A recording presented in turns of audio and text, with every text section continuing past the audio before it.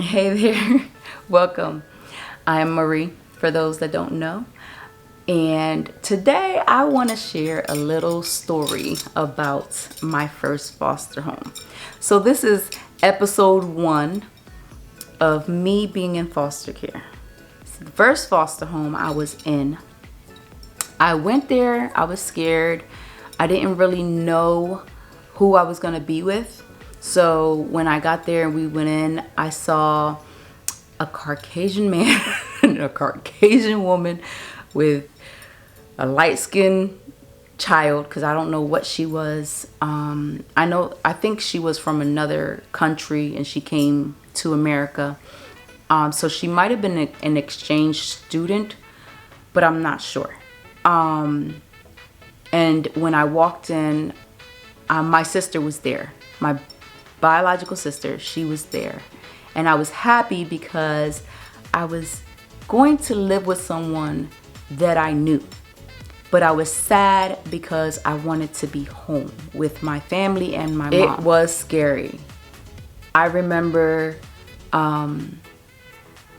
feeling shy, and not knowing what to say or do.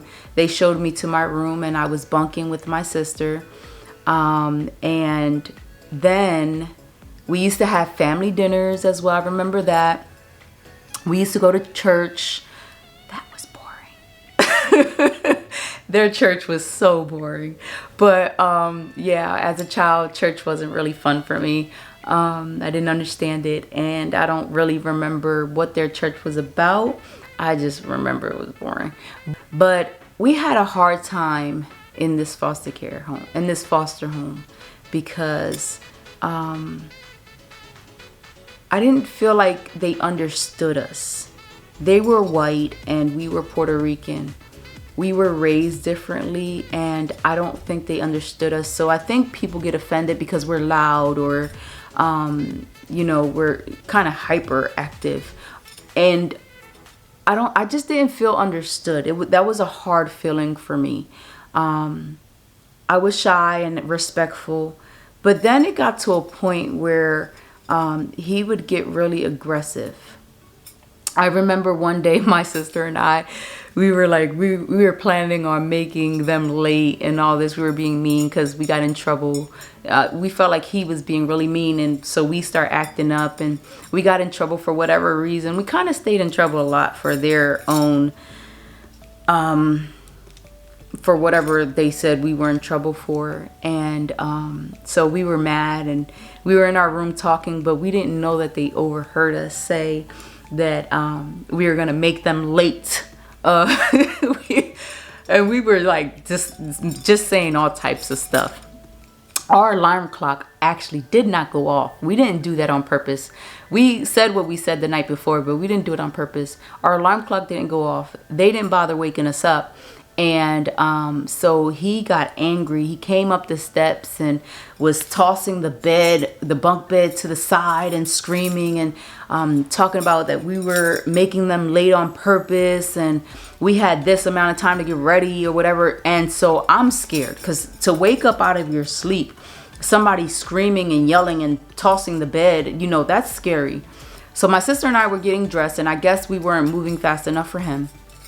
So he came back upstairs and said what he said, and I kind of rushed down the step because I was scared of him. And he took my sister and he threw her down the steps. I don't know how far she fell, but I know she fell a couple of steps and then got up, and she was crying. I think her tears were coming out, and I was crying out of fear. And we got in the car, and he was like, "That's why." I think he said, "That's what you get. You shouldn't have made me late," or something like that. And it was just one of the scariest experiences that we had.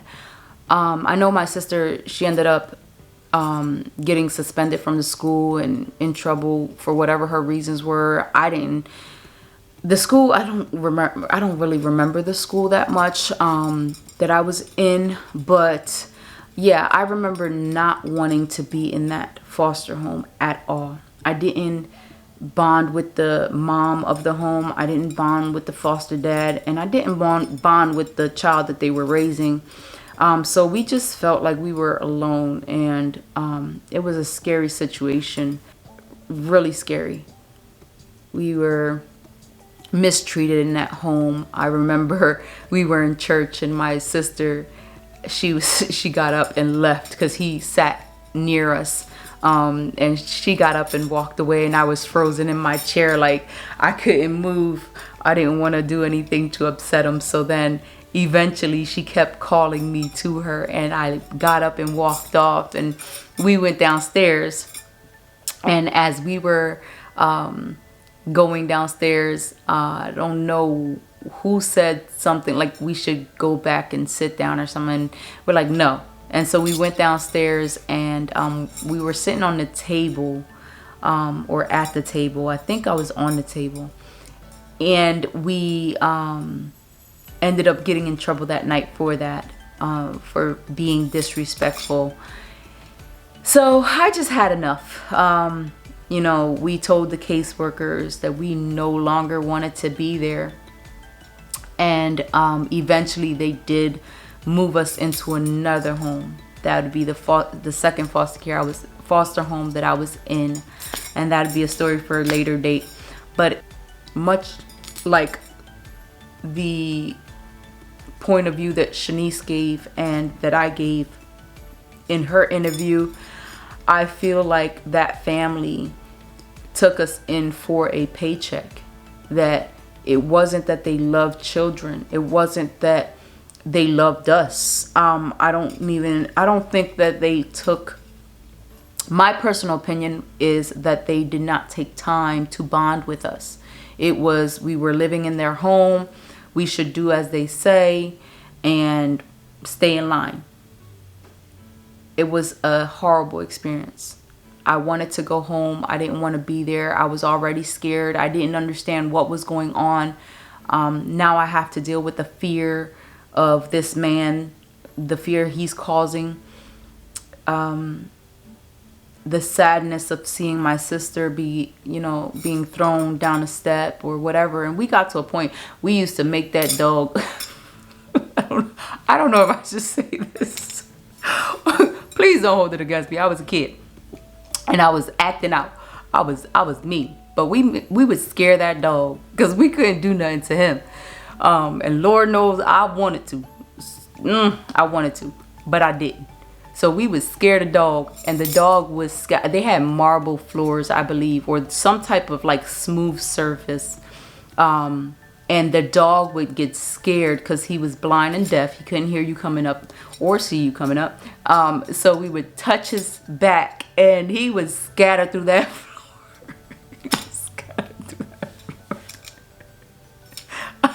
I think they had enough of us.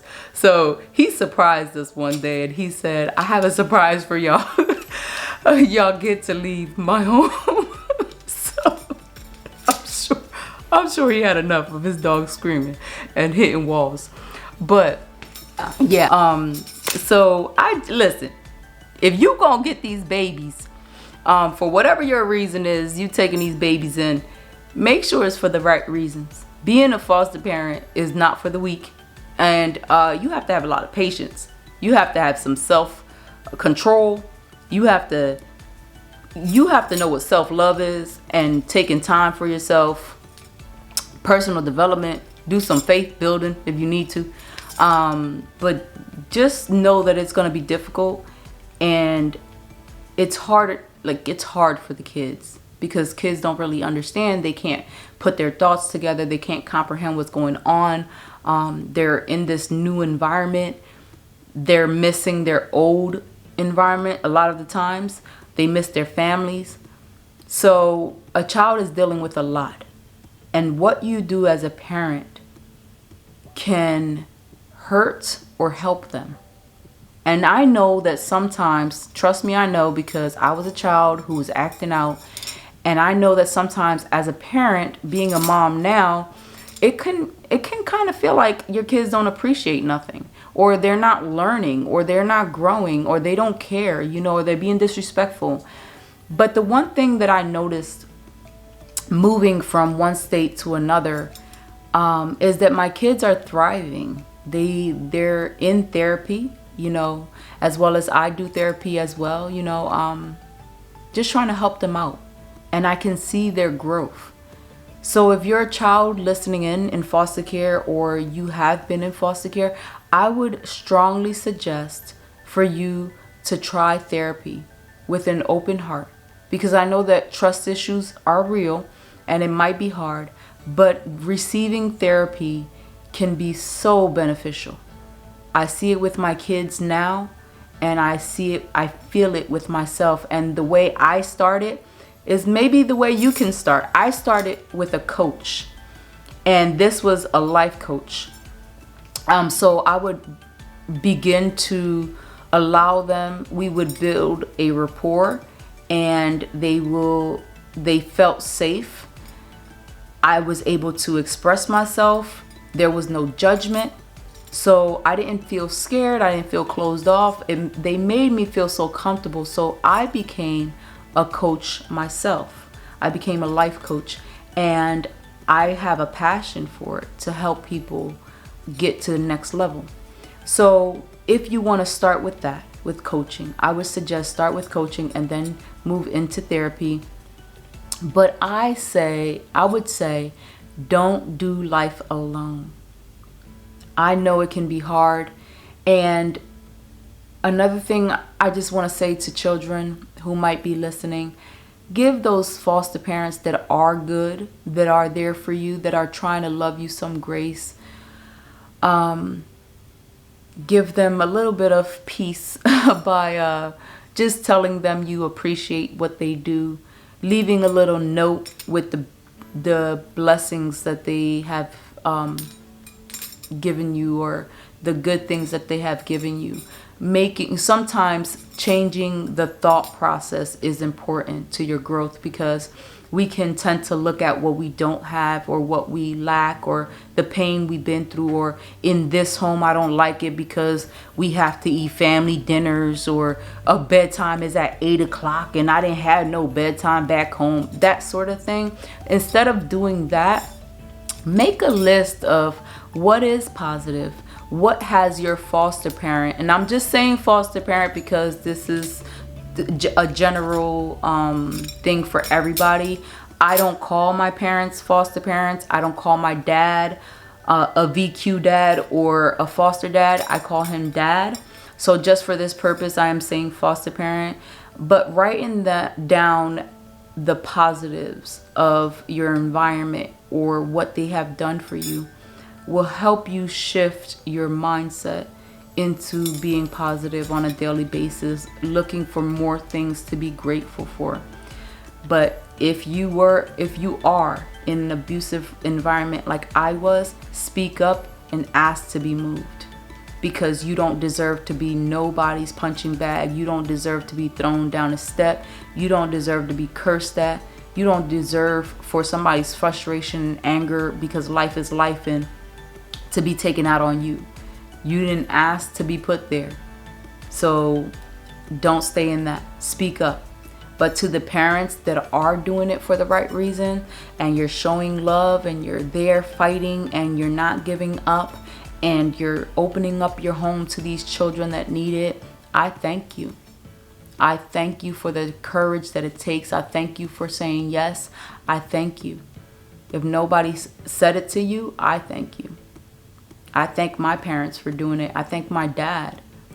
I thank all of those people that were in my life trying, but I shut them out because I was a hurt child, and I was angry at the world, and I wasn't going to let nobody in. I was going to hurt before I can be hurt. So I messed up a lot of homes doing that. I had to leave. But to them, I say sorry. Please forgive me if you watch this and realize it's me. Don't come after me. I'm so sorry. I was a messed up child, but I do appreciate, looking back at it now, I can say I appreciated those homes, because it was the many blessings that came out of it, many things that I still take today and implement in my life. So it was a lot of positives. So yeah, but to them parents, I don't even want to give your location out. I thought about driving up, but you might be a little old. So I can't do that. But, ooh, it crossed my mind to find you. But I'm not going to do that. I'm going to just say I forgive you. Forgive you for those moments you caused fear in my life. The moments that you made me cry. I forgive you for the things that you did to my sister. Made me feel helpless because I couldn't help her. The moment you made me feel that my voice did not matter. I forgive you. That's my Leighton parents. Leighton, PA.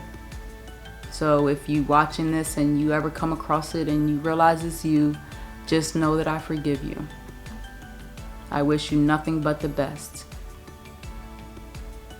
Thank you for watching, Tribe. I love you like always. Have a great day. Remember that you are worth to be loved. You are worth it. You are loved. And until next time, I hope that you live a blessed life.